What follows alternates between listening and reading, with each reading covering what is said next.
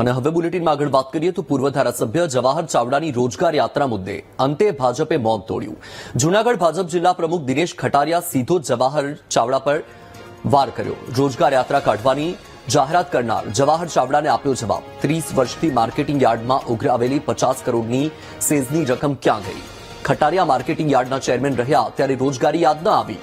Marketing યાર્ડના કર્મીઓ જવાહર ચાવડાની નૂતન મિલમાં કામ કરે છે. આ તમામ સવાલો ખટારિયાએ ઉઠાવ્યા છે. નૂતન મિલમાં કામ કરતા પંકજ દાવડાનો પગાર માર્કેટિંગ યાર્ડમાંથી થાય છે. માણાવદરની જનતાને તમે કેટલી રોજગારી આપી તે મને પૂછો. જવાહર પોતાના માણસને જિલ્લા પંચાયતના પ્રમુખ બનાવવા માંગતા હતા. એમનું ચાલ્યું નહીં એટલે જવાહર ચાવડા નારાજ થયા.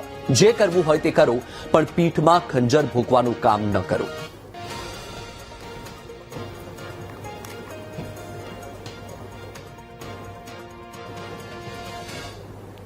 માણાવદરના યાર્ડમાં નોકરિયાતથી માંડીને મજૂરો કામ કરતા હતા. એની બેરોજગારી ક્યાં ગઈ? એટલા જીનિંગ ફેક્ટરીઓ બંધ થઈ એની રોજગારી ક્યાં ગઈ? અત્યાર સુધી જો રોજગારીની જ વાત કરવી હોય તો અનેક સંસ્થાઓ છે. ગુજરાતનું ભલું કરવા જે માણસ નીકળો હોય, જૂનાગઢનું ભલું કરવા નીકળે, ગીર સોમનાથનું ભલું કરવા નીકળે.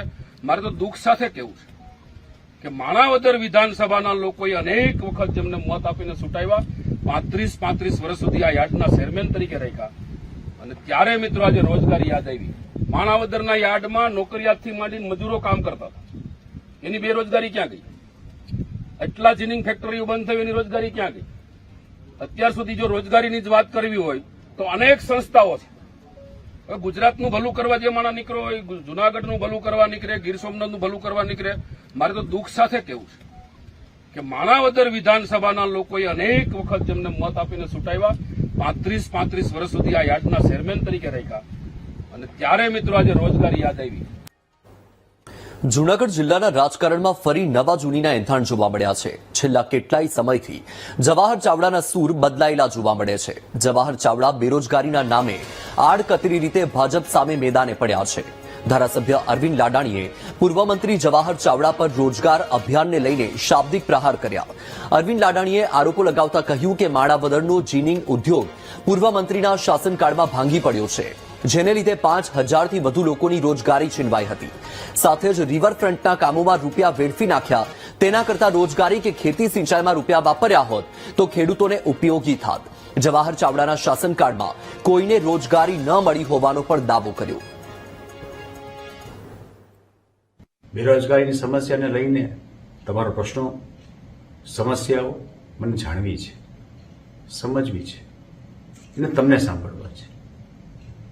આપણી રૂબરૂ મુલાકાતમાં મને તમારા પ્રતિભાવ મુક્ત મને જણાવશો, જેથી સમસ્યાના મૂળ સુધી પહોંચીને નિવારણ કરી શકાય.